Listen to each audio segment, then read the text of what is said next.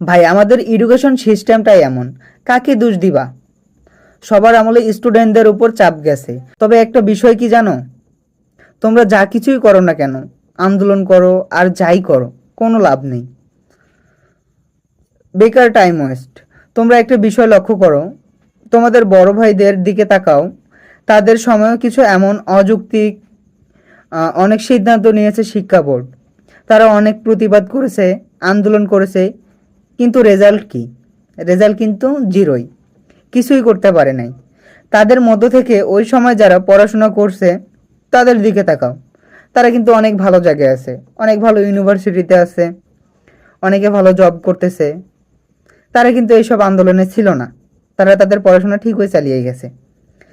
এখন তুমি একটা বিষয় চিন্তা করো, তুমি যে এই আন্দোলন করতেছো, ফেসবুকে পোস্ট করতেছো, আসলে কি এটাতে লাভ হবে? তুমি নিজেকে প্রশ্ন করো। কোনো লাভ হবে না। সরকার যা বলছে ওইটাই হবে। মাঝখান থেকে তোমার কি ক্ষতি হবে? তোমার পড়াশোনা হবে না, বেকার টাইমটা চলে যাবে। দেখো এখনো যথেষ্ট সময় আছে তোমার সিলেবাস শেষ করার জন্য।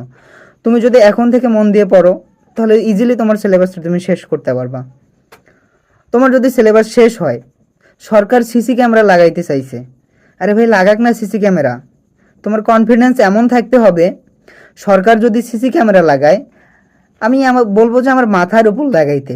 কারণ আমার তো কনফিডেন্স আছে, আমি বই শেষ করছি অনেকবার, আমি সিলেবাস শেষ করছি, আমার লিখতে কোনো সমস্যা আছে না। কারা এটার বিরোধিতা করবে? যারা কিছু পড়ে নাই, হুদাই ফেসবুকে পোস্ট দিচ্ছে, বিভ্রান্তি ছড়াচ্ছে, তারাই বলবে এইসব বেকার, এটা ওটা। ভাই সরকার যা ইচ্ছা করুক, তোমার পড়া যদি কমপ্লিট থাকে, তোমার ভয় কিসের? বোঝাও আমাক, তুমি কেন ভয় পাবা?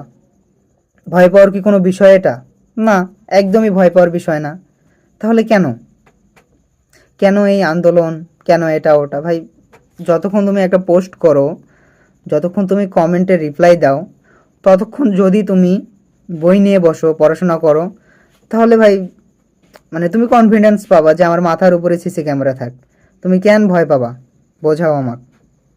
তো এইসব বাদ দিয়ে সবাই পড়াশোনা করো, সবাই ভালো কিছু করো, এটাই চাওয়া। এইসব আন্দোলন করে বেকার, কোনো লাভ নাই। ঠিক আছে?